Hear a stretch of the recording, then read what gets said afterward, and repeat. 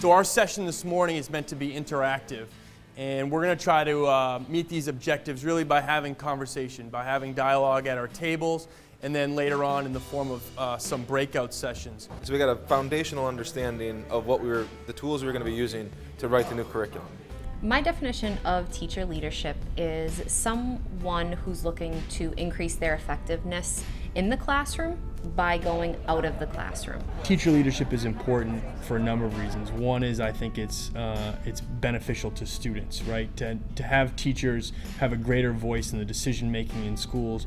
They are the closest to the students. They really, I think, know what's best for students in a lot of cases. So trying to take advantage of that in terms of benefits, for tangible benefits for students. Without teacher leaders, you're going to lose some great teachers. And one thing that we think about is trying to save that teacher who wants to stay in the classroom but wants that next challenge. And I think that's the most important thing, is keeping those teachers in district and in the profession. It's important because teachers are on the front line. They know exactly what's happening with students. It's great that we have statistics and data teams and we can see what's happening, wide open, see everything.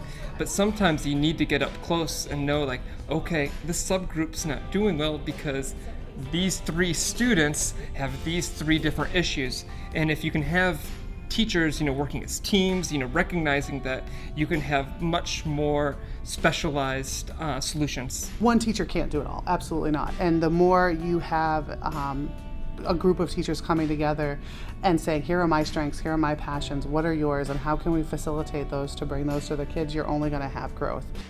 A district really needs to have teacher buy-in, and I think that a lot of that is created through trust. Mutual trust between teachers feeling like they can go to administrators and they can address questions and concerns without being the naysayer teacher. And in turn, the administrators need to trust that educators and teachers are very good at their jobs. And if they're passionate about something, they're going to do a good job at it. So I think that it takes a mutual trust between administration and educators in order to have the leadership. In my role, I believe that we've tried to identify, we have 25 curriculum leaders in our district. We also have 5 special education leaders. We have mentor leaders, mentor coordinators.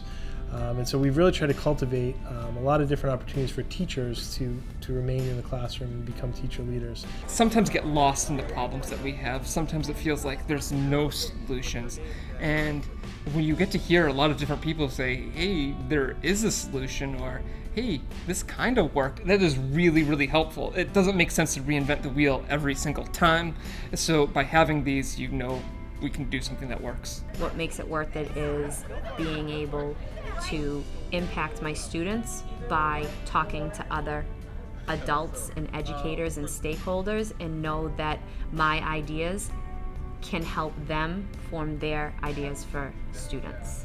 What makes it worth it is knowing that I'm in the profession that I love.